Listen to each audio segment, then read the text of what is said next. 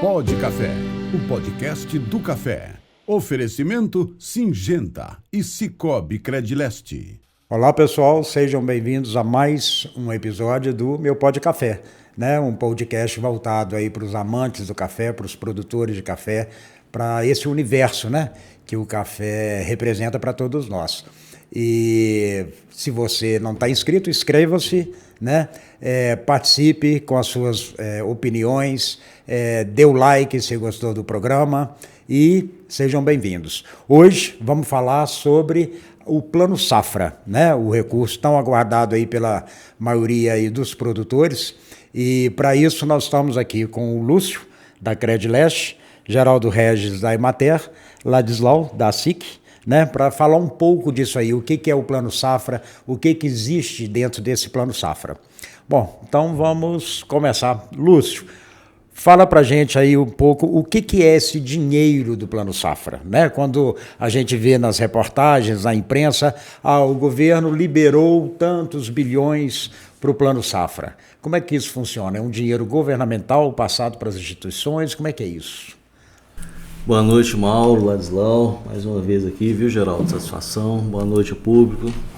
O Plano Safra é um recurso, realmente, ele é um recurso reservado, né, no orçamento do governo federal e tem a destinação específica, né, de financiar a agricultura, né, a agropecuária, né, enfim, o agro em geral, no país inteiro.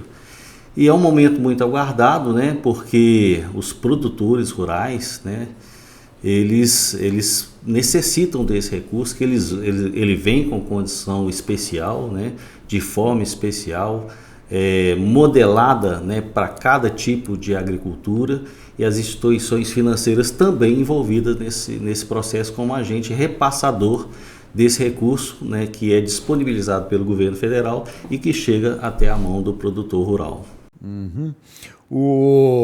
Dentro desse montante, né, de dinheiro que todos os anos, né, são aportados para as instituições, antigamente eram mais os bancos públicos, né? Banco do Brasil, Banco do Nordeste, as cooperativas de crédito, né? Hoje, basicamente, todas as instituições financeiras que a gente tem, público ou privado, trabalham com esses recursos. Como é que é feita essa distribuição? Eu tenho lá, vamos pegar aí, 100 alguma coisa, 100 bilhões, né? Muito mais do que isso a gente sabe. Um percentual disso vai para a instituição tal, outro para tal. O que comanda essa distribuição? Então, hoje os bancos públicos ainda têm uma grande fatia, né, do crédito rural, mas a divisão, tanto pelas cooperativas de crédito, por outras instituições, a divisão ainda é uma divisão que atende a esse seu público. É claro que chega no momento que falta dinheiro, né? Mas hoje, assim como o produtor rural ele tem que dar a garantia para poder pegar o crédito lá na instituição financeira, a instituição também ela tem que ter a garantia para receber esse crédito, né, Lúcio? Então, ela também tem que ter a sua garantia para poder receber esse crédito. Então, assim, não é qualquer instituição financeira também, se ela não tem garantias para poder fornecer para o governo federal ali, que ela tem condições de arcar com os valores que ela está recebendo para repassar para o cliente dela, ela também não recebe, ela também não consegue o crédito rural. Porque o produtor rural ele vai pegar o crédito, apesar de ser um repasse do governo federal, né, é um dinheiro que vem de repasse, a instituição financeira ela garante esse empréstimo para o produtor rural junto ao governo federal. Então, a importância do produtor rural também é andar ali com seus pagamentos em dia, porque senão ele corta ali, inclusive, o crédito da instituição financeira que ele mais trabalha. E cooperativas de crédito, a gente sabe que elas já estão ali mais próximas do público, fazendo um trabalho diferenciado, né? Então, assim, se o produtor às vezes fica inadimplente, ele acaba punindo a instituição que no próximo ano pode ser que não tenha aquele recurso. O recurso ou parte daquele recurso. Exatamente. Isso. Né? Hoje o Plano Safra, ele se aplica a várias modalidades, aí eu não sei se é a palavra certa, mas de acordo com, vamos dizer, o tamanho do produtor, né? Então a gente tem aí o Pronaf, a gente tem o Pronamp, outras aí, e esse dinheiro tanto para custeio quanto para investimento. Comercialização também. Fala um pouco disso para a gente, Geraldo. Além, aí agora você entrou, né, com a questão da comercialização. Aí, Na verdade, tem mais linhas, né? Hoje, assim, além de você falou dos básicos, né? Que seria custeio, investimento, né? E comercialização. Mas a gente sabe que hoje tem algumas linhas também para melhoramento de implementação de tecnologias, né? A parte ambiental, né? Hoje, assim, não sei, mas vai vir agora pagamentos, ou também, vamos falar assim, bonificações para quem tiver com a certificação, né? Um outro momento, quem vai estar com o CRA, ou está com o CAR verificado, né? Já indo para o prazo, se tiver tudo, já vai ter uma bonificação. Então, assim, essas linhas, né, ela vem, claro, para fomentar, né, melhoria. Hoje o básico, né, ainda é custeio, né, que é custear a produção, investimento para melhoria, né, e a comercialização também para, em momentos que o mercado tiver, não quer comercializar, não está adequado, né, a venda, ele usar esse crédito para programar melhor a comercialização, né. Hoje as instituições financeiras já têm essa, vamos dizer, essa carteira de comercialização? Tem. Porque isso não é passado para a maioria de nós produtores. Que às vezes assim, né, pode ser também uma própria, né, o pessoal do Lúcio está aqui, pode falar um pouco, mas pode ser uma estratégia, né, porque às vezes assim, o pessoal às vezes pode demandar ou foto crescimento mais essas linhas, né, ou é custeio, né, ou talvez também é mais fácil às vezes assim, entre aspas, aplicar, porque é diferente, né, a comercialização, aí o produtor tem que, às vezes tem algumas formas de comercialização que é depósito, né, tem que depositar o café no armazém credenciado, né, a gente sabe que o produtor que às vezes é resistente, né, levar um café para armazém, quer guardar na propriedade, e para fazer a comercialização tem que estar no armazém credenciado, né. A outra forma seria a CPR, né, que também é uma forma de comercialização, né, aí essa não precisa de estar depositado o café, né? Então às vezes assim, eu vejo mais o desconhecimento dessa ferramenta, de ter disponível para os produtores, né? Então assim, às vezes eu acho que tem que ser uma conversa do produtor, né, com o gerente dele, ele tem que conversar, né? Eu vejo ainda essa, né, ou também do gerente com o produtor, passar essas informações, né? Ó, nós temos uma linha de custeio, nós temos uma linha de investimento e nós temos uma linha de comercialização, né? Hoje, como é que funciona isso na cooperativa? A comercialização, nós ainda não estamos atuando com a comercialização, tá? A gente tem, né, essas outras linhas de investimento, de custeio e tudo. A gente, né, pode pensar, né, e a gente pensa em evoluir muito nesse processo ainda, né, de cada vez dentro daquilo que a gente conversou no último módulo. O Cicobi Credileste está cada vez mais próximo, atendendo, né, da melhor forma possível a necessidade do produtor rural. Aqui a gente está muito envolvido em torno da produção de café, né, e sendo esta uma dificuldade, eu penso sim que a gente pode evoluir para isso sim, tá? Mas nesse momento a gente ainda não tem a comercialização dentro do nosso portfólio para esse público de produtor, né? Algum de vocês tem a informação do montante dentro do Plano Safra que vem aqui para a nossa região? Em valores, se juntar todas as instituições que recebem, para a região de Caratinga. Estou chamando a região de Caratinga polarizada por Caratinga, né? Caratinga e esses municípios menores aí de entorno. Vocês têm uma ideia desses valores? Não, né? No total que eu falo, né? Cada instituição vai receber uma parte, como você falou, de acordo com as suas garantias, né? Com o seu fortalecimento enquanto instituição financeira. Mas e no montante, tem uma ideia? Não tem, porque assim, então, esse dado é muito, vou falar assim, esse dado ele é sigiloso, né? Já quis, né, pedir, porque tem instituições assim, que vem dinheiro que é recurso controlado, né? E tem recurso próprio também. Tem bancos públicos que a gente sabe que usa, tem uma parte que é controlado, que vem, já tem, e usa recurso também, né? Uma instituição que usa muito recurso deles também. Porque deveria ser um dado colocado, né? Porque é um dinheiro público. Então, quer dizer, devia ter uma transparência. Olha, né, a região de tal lugar está recebendo X bilhões. Claro, vai ter demandas maiores em determinadas regiões, menores em outras, né, considerando aí a parte de agropecuária. Mas deveria ser uma informação, até mesmo para a gente poder lidar com isso. Até onde a gente poderia estar contando com um dinheiro, eu não vou chamar subsidiado, mas com, vamos dizer, melhores condições de contratação do que o recurso próprio do banco, né? É claro que o dinheiro que vem do Plano Safra, ele tem um juro menor, né, alguma coisa assim, do que os recursos próprios. E muitas vezes acontece o seguinte, na hora que você vai solicitar, seja para custeio, seja para investimento, o que a gente escuta é exatamente isso. Olha, o dinheiro do Plano Safra acabou, agora a gente só tem o recurso próprio. Eu trabalho com tantos por cento de juros, né, começa a ficar... Então, quer dizer, se houvesse essa informação, né, talvez fosse mais fácil da gente ficar mais seguro para estar contratando esses empréstimos, né? Assim, o que acontece? É um dado até complicado de conseguir, porque às vezes o primeiro recurso ele acaba e outros recursos vêm chegando. E tem a opção da instituição também, determinada instituição acabou dela, ela consegue pegar emprestado com outras instituições, né? Então tem essa opção também. Outra questão que acontece são muitas modalidades, né? Que dentro do custeio, eu tenho custeio para suínos, eu tenho custeio ali para gado, né? E cada um tem sua modalidade específica. Para o café, né, tem seu prazo. Por exemplo, o café é 1 ano custeio, mas para implantar eucalipto, por exemplo, né, custeio aí de 5 anos. Né? Então, assim, eu tenho as modalidades que são diferenciadas. E aí eu ainda tenho as linhas de investimento, que é onde o recurso acaba mais rápido. Né? Porque o recurso de investimento ele é um pouco mais escasso. Ele vem e acaba rápido.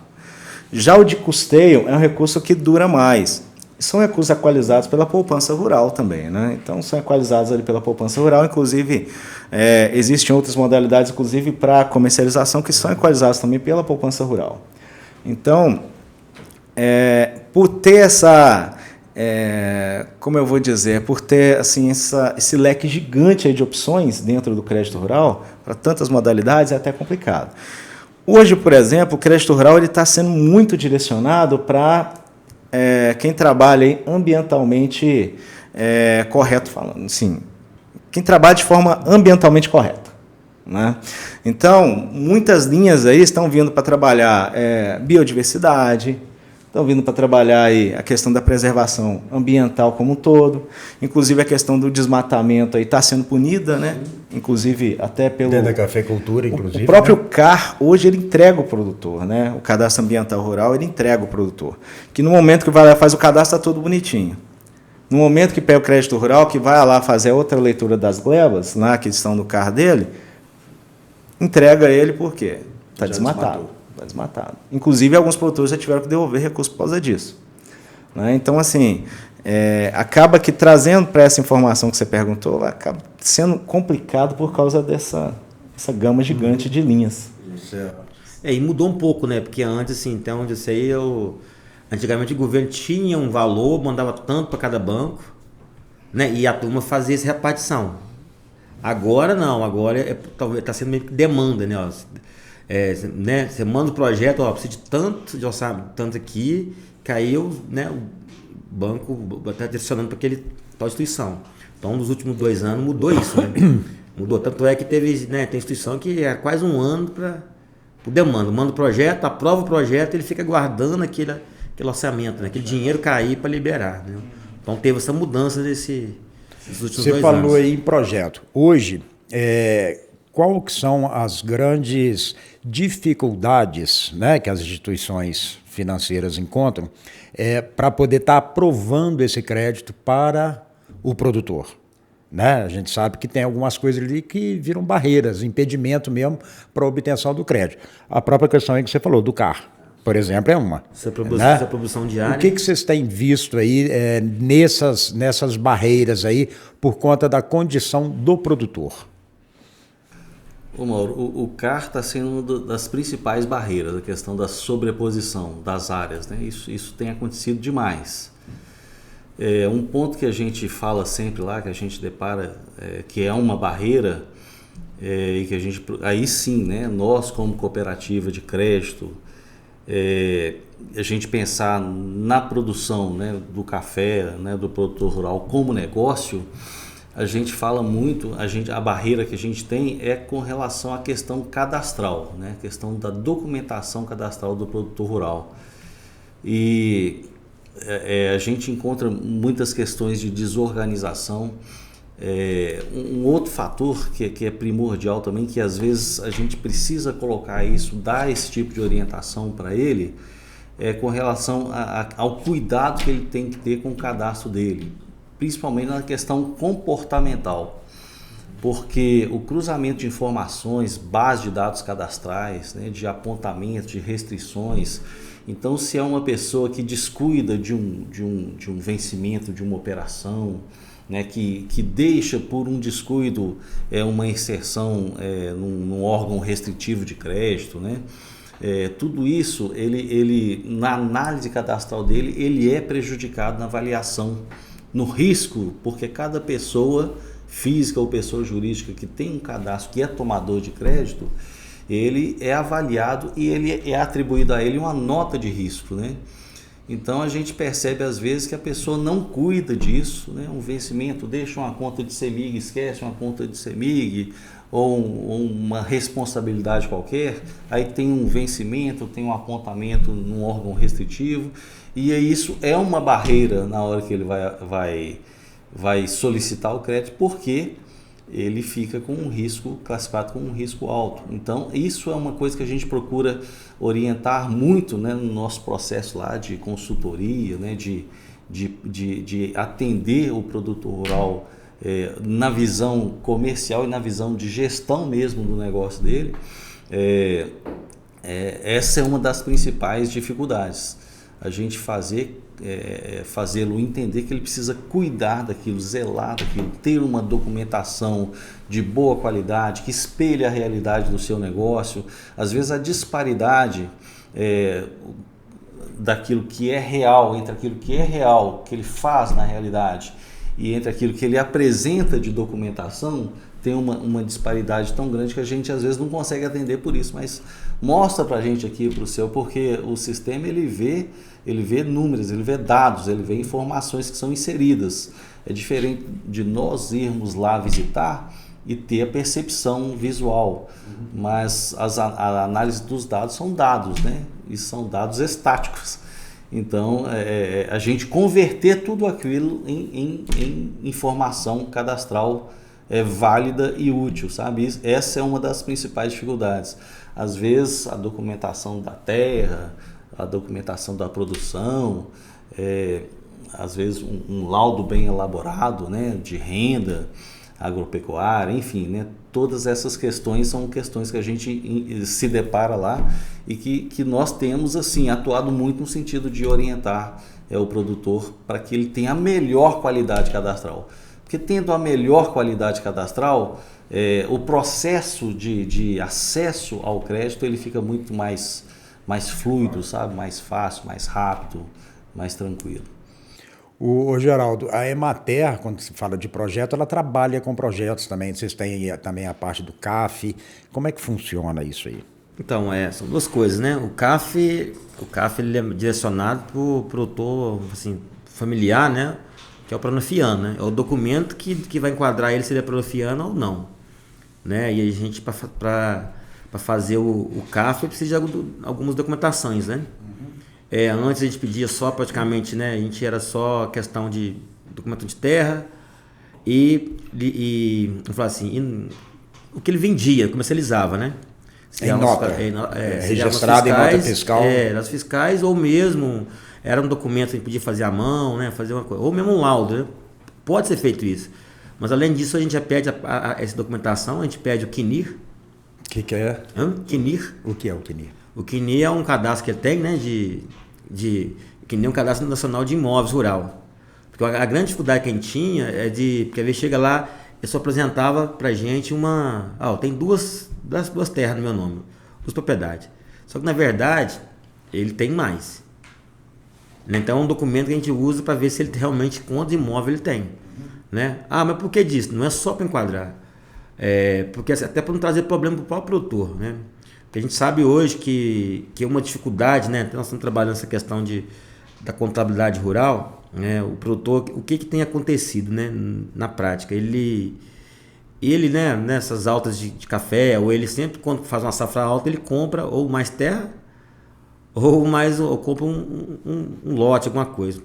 E hoje, na hora que você faz essa operação, você compra e registra o imóvel no seu nome, automaticamente, né, a Receita, o cartório já informa para a Receita, né, esse documento. Então, assim, aí a própria Receita já fala, né, já tem muito produtor sendo notificado, né, por causa disso. Olha, como é que você me compra um imóvel, você nunca declarou nada e está com o imóvel assim? Então, explica, multa, né?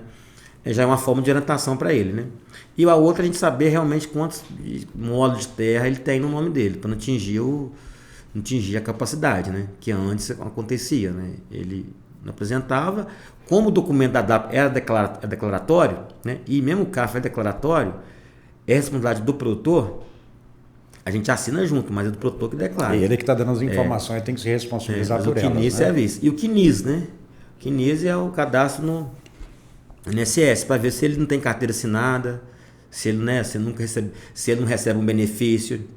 Acontece muito produtor de ter benefícios, né? Vamos falar assim, o cara tem, ele está encostado, ou ele recebe, ou ele está, né, para poder trabalhar, ou ele, vamos falar, ele tem um problema de doença que ele está limitado a trabalhar, ou ele recebe já um benefício do governo, né? Então, assim, é uma forma da gente pegar o que ele recebe, né? Porque se ele não pode trabalhar, né?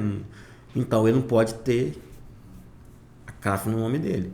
A aposentadoria por tempo de contribuição de serviço, isso aí não é um impeditivo. Não é impedimento.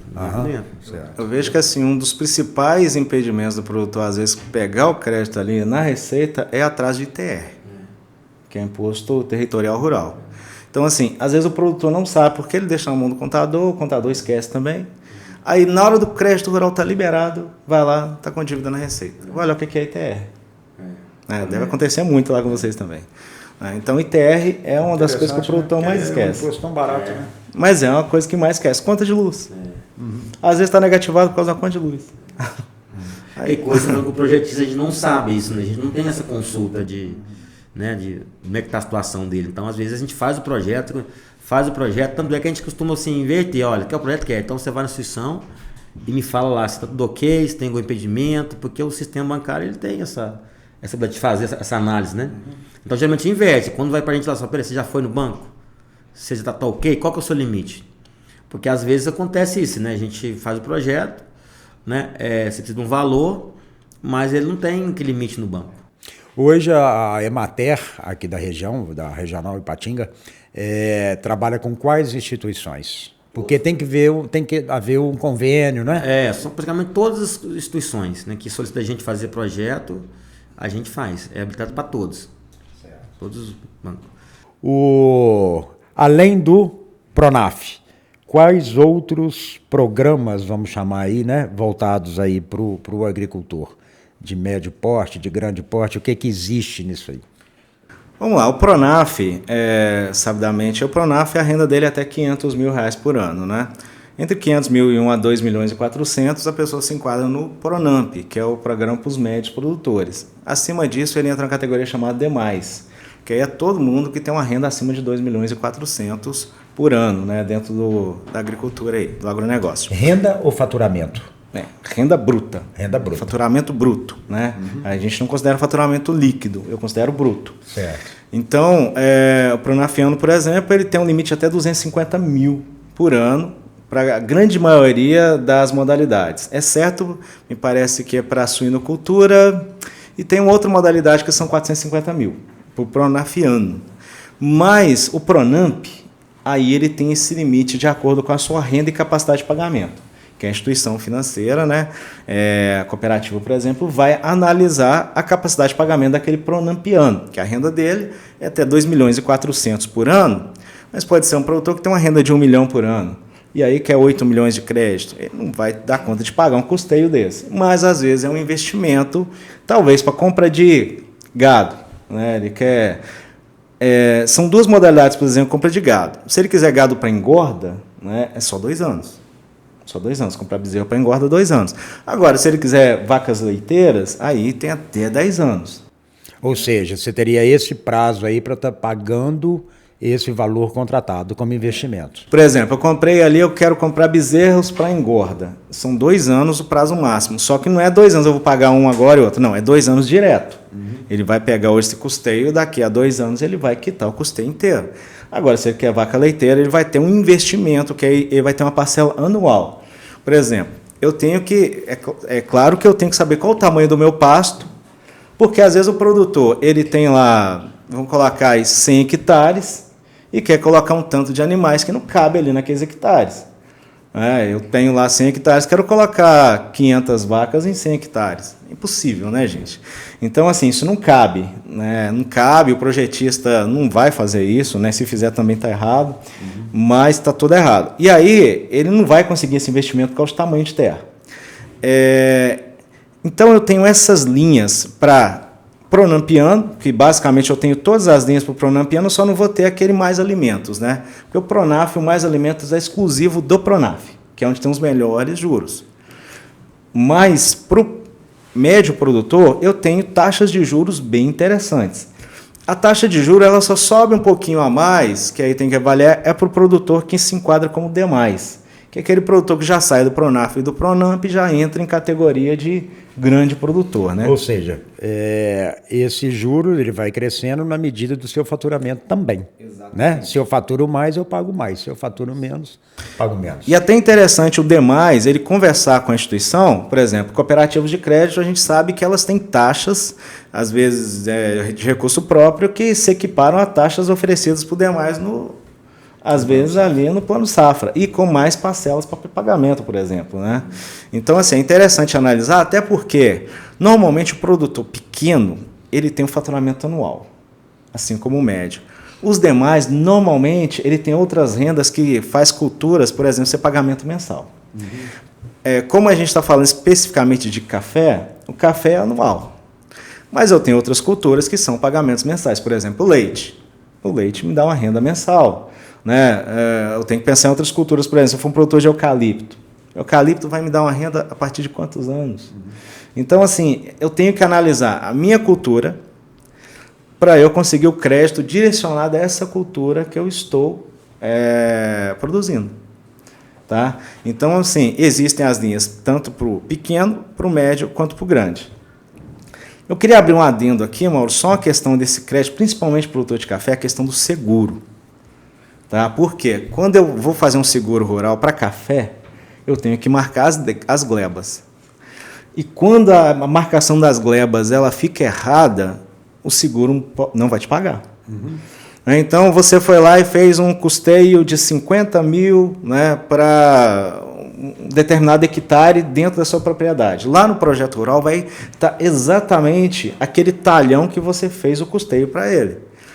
Se o seguro não foi feito naquele talhão, né, na hora de fazer o seguro, às vezes lá na instituição financeira erraram no marcar, ou o próprio projetista errou de marcar, na hora de pagar não vai ser pago o seguro.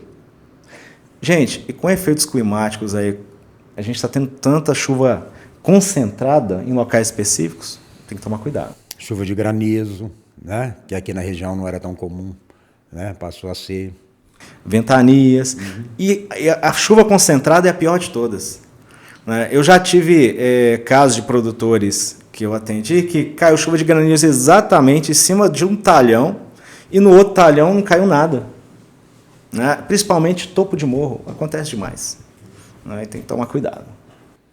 Se for um negócio aí, o seguro, eu acho que pouco produtor dá o valor devido à contratação do seguro, né? Usa muito pouco.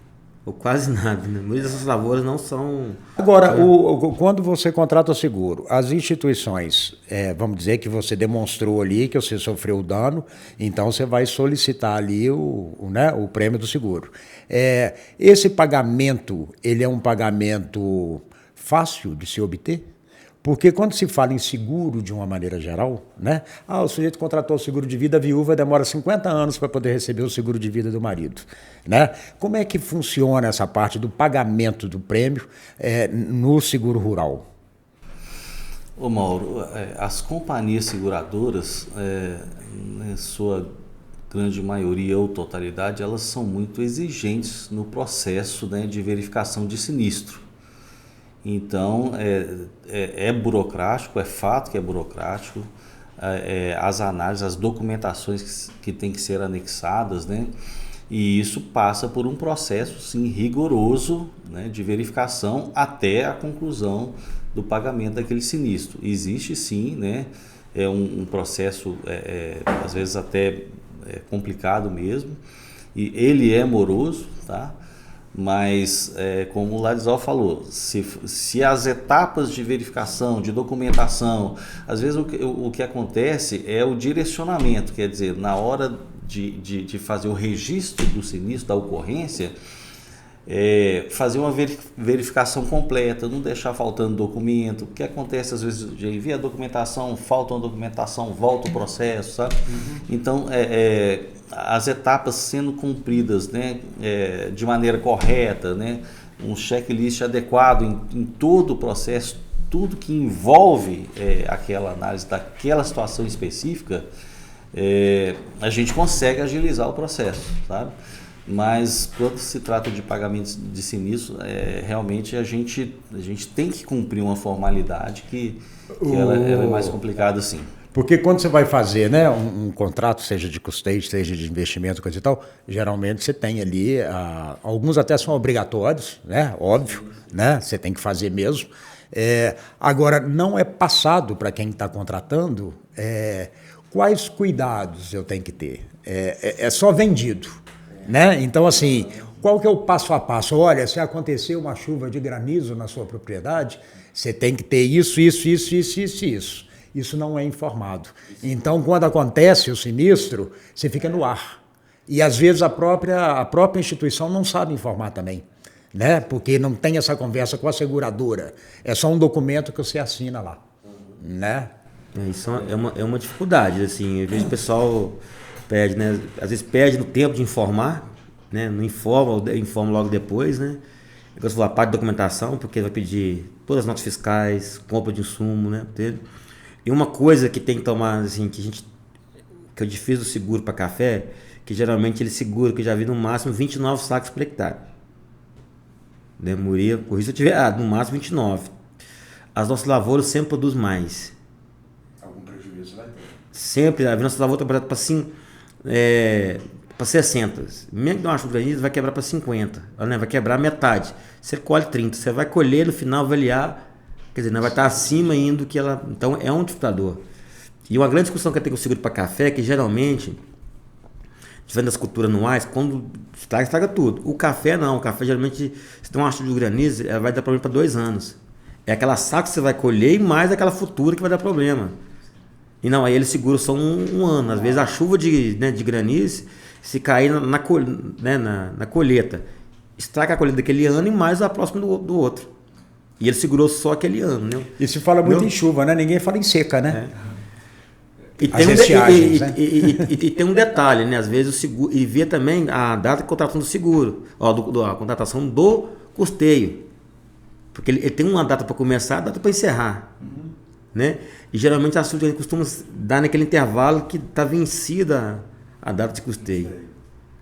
Né? Agora, né? Geralmente quem não renovou o custeio vai renovar ainda, já está vencido. Está fora.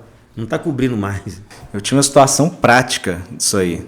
Então, assim, a seguradora normalmente ela vai pedir espaçamento.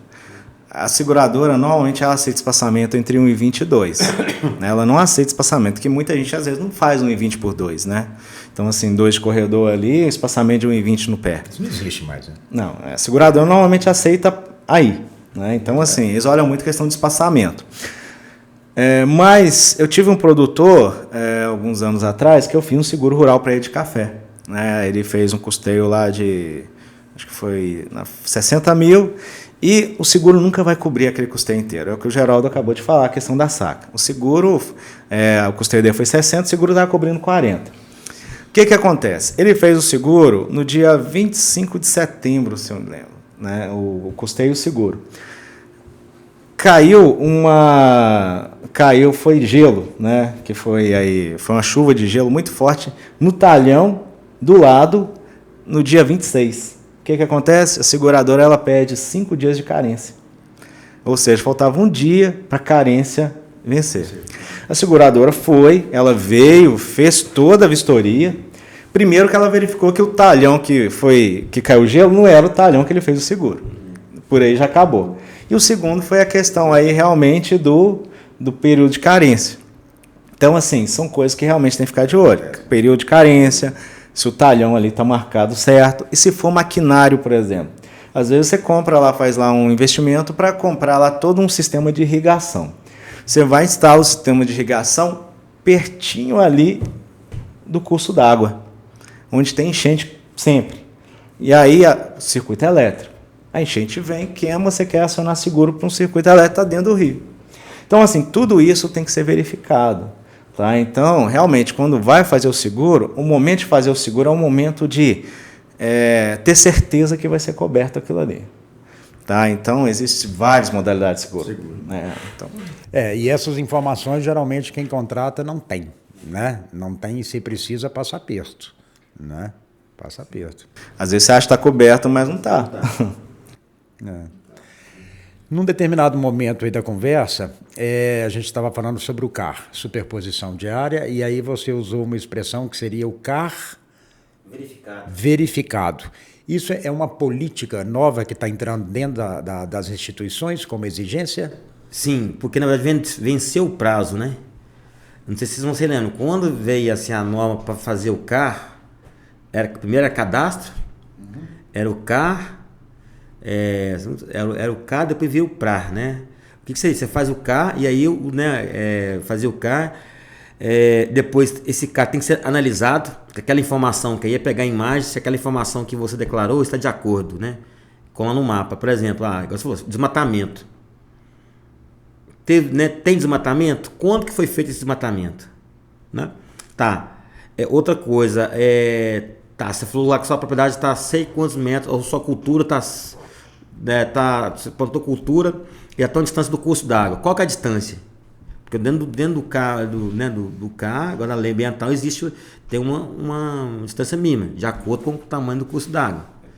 Né? Vai depender. Então, esse sistema verificar todas as informações. Só que, o que está acontecendo? Né? O EF, que é o órgão responsável, eles estão tentando fazer isso já, né, informatizar, só que ainda está muito devagar. Tem que pegar CAR por CAR, você imagina quantos carros Minas Gerais, só Minas Gerais tem, verificar todos. Né? Só que o prazo venceu. E com essa questão da União Europeia comprar produtos longe de desmatamento, né, aonde está vindo essa necessidade? As próprias empresas da cidade estão de olho e falam, peraí, então como é que nós vamos vender isso? As agências de mercado, eu quero verificar. Então, aonde que está? Então, beleza. Quem está, né, a gente até tem que estar com esse documento verificado, né, falar assim, eu tenho que fazer? Não, eu tenho que fazer. Aí você tem um tempo para você fazer. Então, no caso, cabe ao produtor contratar uma empresa, um técnico, um profissional para fazer essa verificação? Sim. No georreferenciamento... Não faz. Não. Geralmente, né, o EF está fazendo isso, ele está fazendo e notificando. Está notificando, dá um prazo para o produtor regularizar. Aí é onde ele vai contratar alguém fazendo. E ele notifica também se estiver tudo ok? Para o produtor saber que está tudo ok? Sim. Que existe um documento existe lá que está verificado? Existe lá, se aparece verificado, não. Acho que aparece tanto para o produtor quanto na instituição financeira também. Acho que já está mandando essa informação. O cartório de registro de imóveis aqui de Caratinga, quando você vai fazer o registro de uma propriedade, se ela já tem o CAR, ele solicita a verificação. Tá. Né? Então você tem que levar um técnico na propriedade, né, que você está registrando, para ele fazer um laudo, né, com fotografias, se aquilo ali está preservado como estava, etc. e tal. O cartório aqui já exige essa verificação. Né? E agora o próprio sistema estão fazendo isso, né? Está fazendo tanto manualmente. E também estão fazendo nessa parte de... E você falou que isso aí vai acabar contribuindo para uma redução nos juros de custeio e tudo mais? Sim. O que é só uma exigência? O que o novo plano de safra trouxe isso? Né? Até para, vamos falar assim, até para bonificar ou incentivar quem já está com isso pronto. né? Quem está com isso pronto vai ter incentivo, né? Um retorno de 0,5% na taxa de juros. Já valendo para esse plano safra? Para ilustração safra. A partir de janeiro do ano que vem vai começar a funcionar isso. Então, se é 8,5, você voltaria para 8. Se é 6,5, você volta para 6. Então, a partir de janeiro... Entendeu? Tanto, né? Tanto quem está com CAIA, para quem tem propriedades certificadas, né? Igual o Certifica Minas foi reconhecido pelo Papo Mapa. O produtor que tiver certificação, Certifica Minas, ele vai ter essa bonificação. 0,5% também. 0,5%. Ou então, se eu andar bem na certificação, andar bem no cumprimento das normas ambientais, eu já tenho 1% a menos. Meio mais meio. Vai ser um ou outro. Ah, tá. Não vai só, não é um ou Eu outro. estava na esperança de ser meio mais Não, meio mais não. meio até Não. zerar. E já tem e aí já tem, por exemplo, já tem outras instituições falando essa questão de CPRs ambientais, né? Que é uma outra unidade de pagar para quem tem reservas, né, disponível, que dá para ser, né, que tem disponível, sobrando, né, do que é exigido, né? Bacana, é. Essa CPR ambiental é uma forma também de bonificar quem preserva. E é uma garantia também, assim, para quem preserva e quem tem disponível, porque tem gente que tem área sobrando, né? Seria uma forma também de... Aí você faria uma CPR em cima da sua área de reserva? Isso. Olha só que interessante. Isso na área de reserva. Vai te dar um valor em cima daquela área. Isso. E aí você contrata aquilo ali. Agora, esse dinheiro seria para cuidar dessa área ou eu posso Não, aí... trabalhar esse dinheiro, qualquer coisa dentro da ele entra como um propriedade? custeio, né? Certo. Aí você entra como custeio na propriedade. Aí você pode pagar coisa voltada ali pro negócio, né? O que mais podemos falar? Tanta coisa, né, em cima disso. Pois é. Será que o produtor sabe quando começa o plano safra e quando termina? A grande maioria sabe. É provável que não. A gente sempre pensa no ano, né? Aí contratei hoje, ele vai acabar no dia lá que está escrito no contrato. E normalmente não é, né? Pois é, o plano safra normalmente é de junho a junho, né? Então, junho ali nós vamos ter um encerramento e também as definições para começar os créditos a partir de julho. Esse ano nós tivemos mais de 400 bilhões de reais, né? Então, assim, foi o maior plano safra até hoje. Só que é insuficiente para a demanda brasileira. A grande pergunta a gente não sabe quanto que realmente chega na ponta, né? Assim, quanto que chega realmente, né? O que chega mesmo é aplicado, né? Uma coisa é você falar que tem, agora quando chegar... Até mesmo por aquilo tudo que a gente viu, as barreiras do próprio produtor. Né? Na verdade, assim, eu acho que principalmente, porque a gente está num cenário que, assim, há muitos anos a gente não vê. Por exemplo, o dólar está hoje 5,78. Uma das maiores cotações do dólar dos últimos anos, R$ 5,78.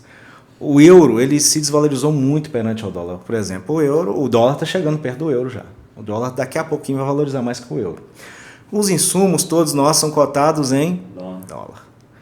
E como estamos falando de café, que é uma commodity agrícola negociada em bolsas, né? Então o café ele é negociado em dólar. Então assim, o preço está legal, está ótimo. Só que em contrapartida, o custo também está muito elevado. O custo está elevado. Não tem almoço de graça, né? Então, esse sempre é uma fala que a gente tem que guardar na cabeça, que não existe almoço de graça. O preço do café está top, mas o dólar está 5,78. Né? E assim, o plano safra acaba que o produtor ele tem que fazer mais contas para fazer o plano safra. Né? Então, fazer essas contas até realmente para não ficar endividado. Até para ele, às vezes, não ficar refém do custeio. Porque senão o produtor ele produz hoje, já vai lá no banco, pega o custeio, pega na cooperativa lá o custeio e já fica esperando para o outro ano pegar o custeio de novo, para sobreviver. Porque se chegar no momento que ele se endividar e não tiver mais o custeio, infelizmente ele quebra. Né? Então, assim, tem que tomar muito cuidado para esse não virar refém do custeio. Tá? Então, uma dica que eu dou para ele, pensar nisso para não ficar refém, principalmente em momentos esse de dólar disparando, que é muito bom para o preço para venda, mas também para o custo também aumenta bastante. Você chamou atenção aí para uma coisa, né? Saber fazer conta, né? Não é porque o banco te ofereceu 100 mil que você vai lá e pega os 100 mil. Né? Você tem que fazer a conta. Né? Eu vou ter esses 100 mil para poder pagar com sobra, né? Que acho que a maioria não faz. né? Dinheiro seduz, né? Então, se te oferece 100, deixa eu levar os 100, depois eu né? vejo o que eu faço. E falar que custeia para custear a produção, né? Não é assim, não é para comprar Um carro novo, não é para comprar carro novo, né? A terra do vizinho. Não é para a terra do vizinho, né? A gente vê muita essa dificuldade aí de querer um custeio para comprar, né, um imóvel. Aí é um problema. O maior erro do produtor é não tratar a propriedade como uma empresa que ela é. Né? Então, assim, os empresários eles fazem a fluxo de caixa, DRE, né, que é o demonstrativo de resultado do exercício, né? Ele vai fazer o fluxo de caixa dele para saber qual a necessidade de caixa dele. Então, o empresário, ele pega ali mês a mês, ele faz ali um planejado e quando o mês fecha, ele faz um executado. Quantos produtores que fazem isso que você conhece, Geraldo? Que você visita um monte aí. Ainda assim, são poucos, né? A gente tem, são poucos ainda que tem que faz essa gestão, né? Que sabe realmente, a gente não tá falando, ele não sabe o momento ainda o que é, né? A gente sabe que os preços de café tão bons, né? Aí assim, né? Pode assim, talvez era o momento dele mudar um pouco, né? Tô fazendo, pegar menos custeio e talvez fazer mais investimento. E a despesa? Isso é o preço. Aí ele às vezes inverte, né? O momento agora ele faz, em vez de fazer mais investimento, ele faz custeio, né? E sendo que o ano que vem, né, pode ter uma safra menor. E o custeio é um valor fixo. Ele vai ter aquela produção para pagar o custeio do próximo ano? Sim. Ou ele vai ter que estar aquela roda viva, né? Faz um custeio para pagar o que venceu. Entendeu? Então, assim, é um momento assim, que fala de pensar mesmo, porque a gente quer... O crédito, a gente já viu, o crédito ele é essencial. Né? Hoje não dá para falar assim, em termos de produção nossa, sem ter custeio, ter crédito. Não tem como, né? Alguém vai ter que custear, né? Ou é recurso próprio ou é recurso das instituições, né?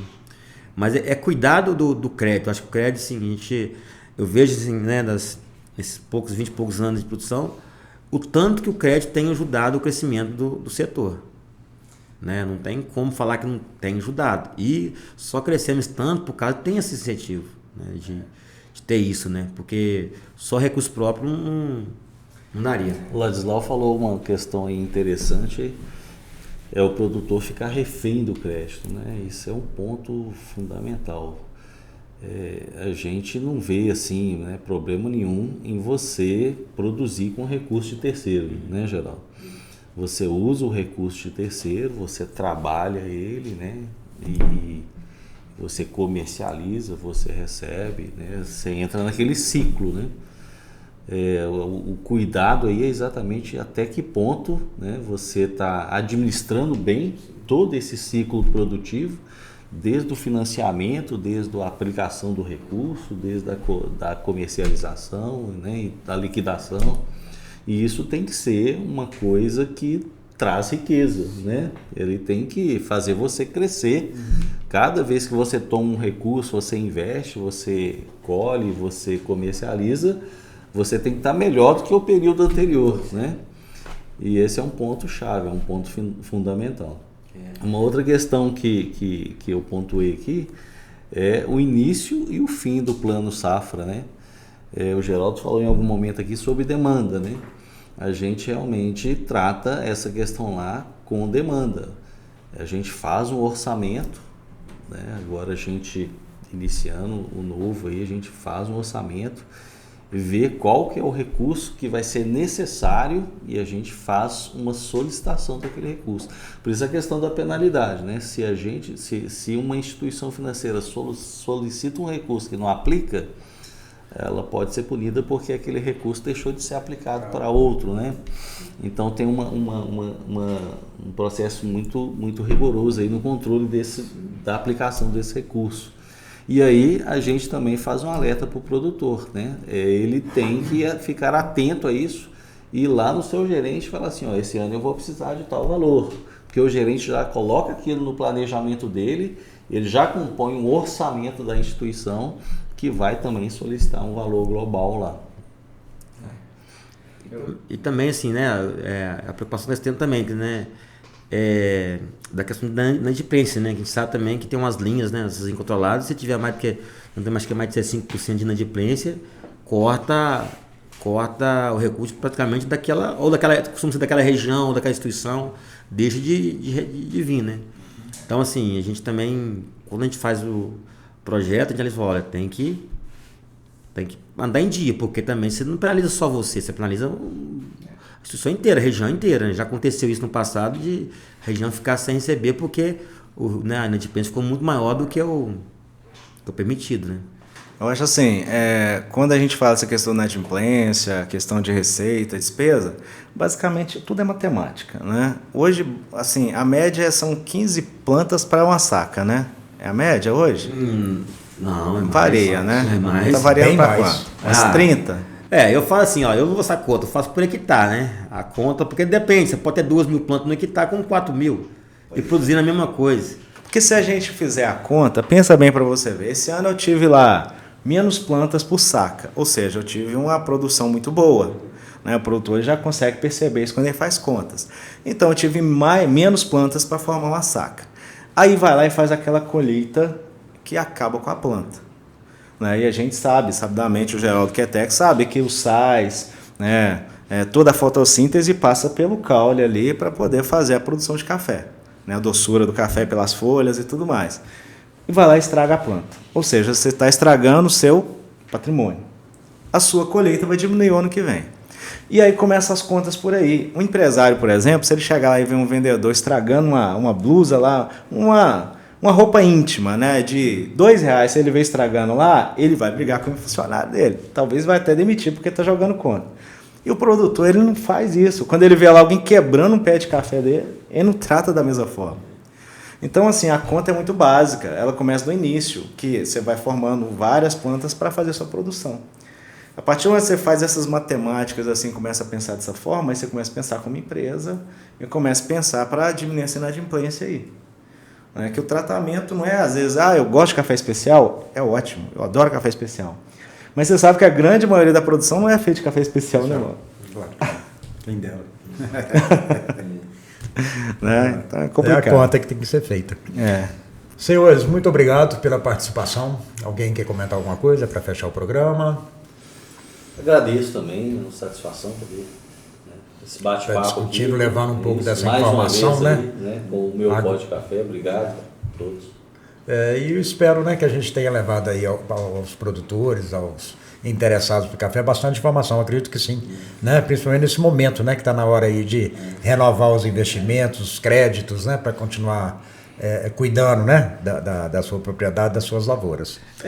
Assim, pegando o gancho que você falou aí, né, até para o produtor, dar um exemplo, né, se eu tenho uma colheita, vamos falar assim, farta, aquelas plantas, vamos falar assim, para operário mesmo, que é normal, de cultura, né, aí é um exemplo, né, se o produtor vai ter que fazer uma medida, né, tem que fazer uma poda, né, aí eu vou te dar um exemplo, fazer uma poda, aí qual que é a linha que ele vai ter que pegar? Ele não vai ter que fazer um custeio para essa área, ele fazia um investimento ou poda ou, né, ou que seja uma recebe para tratamento. Então, assim, aí eu posso entender, porque às vezes ele não sabe qual maneira ele vai usar. Ele vai chegar lá para a instituição e falar assim, olha, eu preciso para essa área aqui, ou dentro do meu orçamento aqui, eu preciso de X porque é custeio, outra área é investimento que é poda. Entendeu? Então, assim, para ele saber, já entender que precisa fazer coisa diferente, entendeu? Poda, recepa e por aí vai, né? E para isso a gente sempre fala, né? Nada como uma assistência técnica, né? Tem que ter um técnico. Tem que ter. Tem que ter. Né? Tem que ter um cara, assistência técnica aí para conversar, orientar, buscar. Né? Porque essa decisão, eu sempre falo, né? Que a decisão, tem hora que ela tem que ser técnica, tem que ser gerencial, ela tem que ser financeira. Por isso que é bom o produtor ter um técnico, né, de confiança dele para ele conversar. Né? Ele conversar e entender isso. Porque quando a gente faz o projeto, eu tenho que entender toda a complexidade, né? Porque às vezes numa conversa lá, numa conversa, talvez ele não precisa talvez pegar aquele, né, vamos passar aquele tipo de demanda de financiamento, ele precisa de outra coisa, né? Então, assim, essa orientação mesmo, né, de sempre buscar, conversar, né? Tem que, às vezes, por todos não gosta, mas às vezes tem que abrir, tem que falar, né, os números, né? Pra gente fazer o melhor projeto, a melhor orientação possível, sabe?